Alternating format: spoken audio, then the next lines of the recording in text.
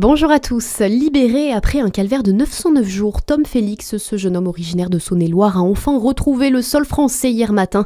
Acquitté par la justice malaisienne des accusations de trafic de drogue, il a été accueilli avec émotion à l'aéroport de Roissy. À 34 ans, le jeune homme dénonce des conditions de détention inhumaines et la menace de la peine de mort qui a plané sur lui pendant 2 ans et demi. Épuisé mais soulagé, il aspire désormais à retrouver le calme et sa Bourgogne natale pour se reconstruire auprès de ses proches.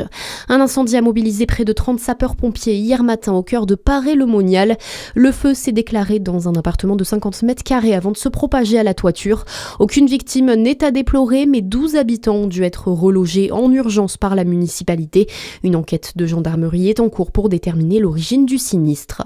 Le rectorat de Dijon dresse un bilan contrasté pour la rentrée 2026. Si le budget national de l'éducation progresse de 200 millions d'euros, l'Académie de Bourgogne doit faire face à une chute spectaculaire des effectifs. Plus de 4000 élèves en moins sont attendus dans la région. Cette baisse entraîne mécaniquement la suppression de 81 postes d'enseignants dans le premier degré, dont 33 en Côte d'Or. À la une de l'actualité également, Emmanuel Macron dévoile des pistes pour réguler l'IA ou encore les jeux vidéo. Le président qui s'est exprimé hier dans un entretien aux Médias Bruts, il va ainsi lancer une mission pour aboutir à un consensus scientifique sur la santé mentale des plus jeunes et n'exclut pas de prôner des interdictions. Un deuxième homme mis en examen pour viol dans l'affaire Betaram. Il s'agit d'un ecclésiastique âgé d'une 60aine d'années. Le plaignant, né en 1981, a dénoncé une agression commise entre 1993 et 1996, selon le procureur de Pau.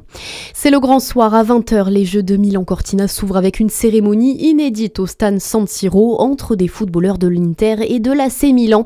Début officiel d'un peu plus de 2 semaines de compétition, d'efforts, d'immenses bonheurs et de cruelles désillusions.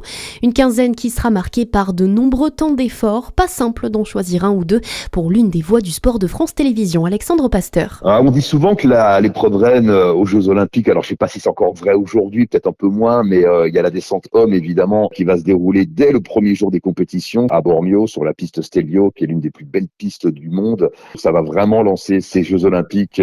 Et puis je retiendrai aussi, je sais pas, peut-être les épreuves de biathlon, les dernières épreuves de biathlon, les Mastart, le dernier week-end de compétition, où on aura peut-être un feu d'artifice pour la délégation française avec Lou Jean Monod, Julia Simon, Justine Breza, Quentin Fillon-Maillet, Eric Perrault, qui sera peut-être la grande star de ces Jeux pour la délégation française. Ce sont 2 rendez-vous, mais il y en aura beaucoup d'autres évidemment sur la quinzaine. Et certaines épreuves ont déjà commencé avec notamment le hockey sur glace. Les Français se sont inclinés 4-1 hier après-midi face à l'Italie.